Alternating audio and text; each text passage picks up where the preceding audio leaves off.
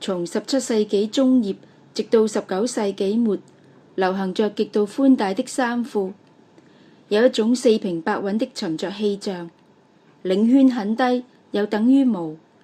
穿在外面的是大袄，在非正式的場合，寬了衣便露出中袄，中袄裏面又有緊紮合身的小袄，上床也不脫去，多半是嬌美的桃紅或水紅。三件袄子之上又加着雲肩背心，黑緞寬樣，盤着大雲頭。出門時褲子上罩的裙子，其規律化更為徹底，通常都是黑色。逢着喜慶年節，太太穿紅的，而太太穿粉紅；寡婦係黑裙。可是丈夫過世多年之後，如有公婆在堂，她可以穿胡色或雪青。裙上的細集是女人的儀態最嚴格的試驗。家教好的姑娘，臉部珊珊，百褶裙雖不至於紋絲不動，也只限於最輕微的搖顫。不慣穿裙的小家碧玉走起路來，便予人以驚風駭浪的印象。更為苛刻的是新娘的紅裙，裙腰垂下一條條半寸來寬的飄帶，帶端繫着鈴，行動時只許有一點隱約的叮當，像遠山上寶塔上的風鈴。晚至1920年左右，比較瀟灑自由的寬窄裙入時了，這一類的裙子方才完全廢除。穿皮子更是禁不起一些出入，便被目為暴發戶。皮衣有一定的季節，分門別類，至為詳盡。10月裏若是冷得出奇，穿3層皮是可以的。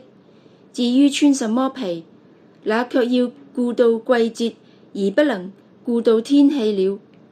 初冬穿小毛，如青種羊、紫高、朱高；然後穿中毛，如銀鼠、灰鼠、灰脊、狐腿、金肩、窩刀。隆冬穿大毛，白狐、青狐、西狐、圓狐、紫貂。有功名的人方能穿貂。中下等階層的人以前比現在富裕得多，大都有一件金銀坎或羊皮袍子。姑娘們的超軍套為陰森的冬月添上點色彩。根據歷代的圖畫，超軍出塞所帶的風兜是愛斯基摩式的，簡單大方。好萊塢明星仿製者頗多。中國19世紀的超軍套是癲狂野豔的，一頂瓜皮帽，帽緣圍上一圈皮，帽頂綴着極大的紅絨球，腦後垂着2根粉紅緞帶，帶端綴着一對金印，動接雙擊作聲。對於細節的過分的注意，為這一時期的服裝的要點。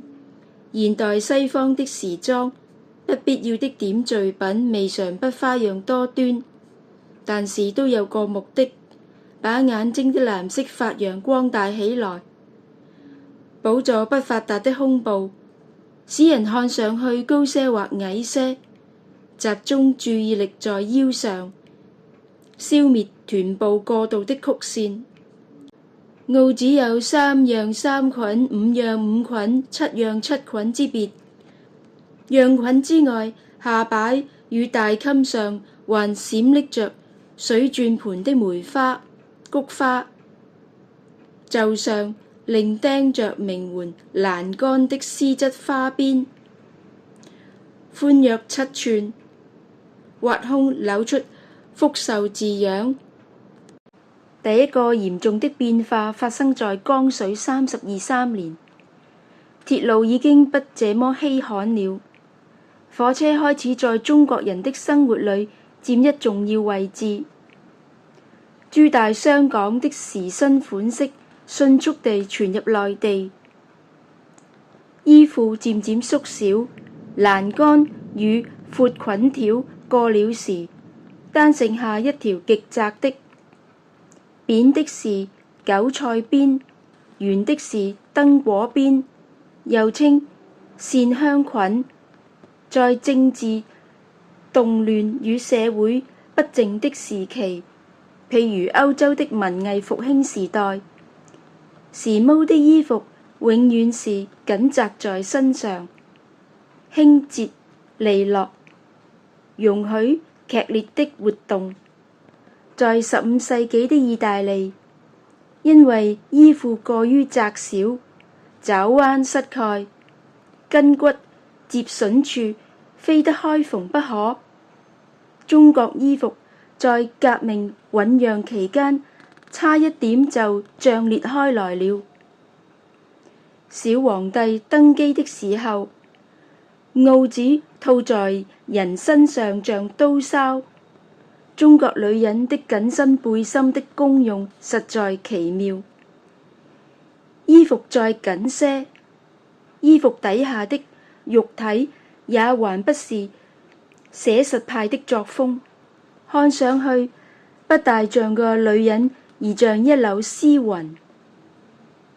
長袄的直線延至膝蓋為止，下面虛飄飄垂下兩條窄窄的褲管，似腳非腳的金蓮抱歉地輕輕踏在地上。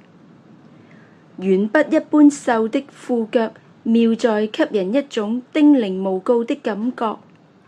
在那歇斯底里的氣氛裏，元寶領這東西產生了高得與鼻尖平衡的硬領，像緬甸的一層層疊至尺來高的金屬項圈一般，逼女人們伸長了脖子。這嚇人的衣領與下面的一鏈扭腰完全不相稱，頭重腳輕，無均衡的性質，正象徵了那個時代。當時歐美流行的雙排紐扣的軍人式的外套，和中國人淒厲的心情一拍即合。然而，恪守中庸之道的中國女人，在那紅豆豆的大衣底下，穿着忽地的絲絨長袍，袍叉開到大腿上，露出同樣質料的長褲子，褲腳上閃着銀色花邊。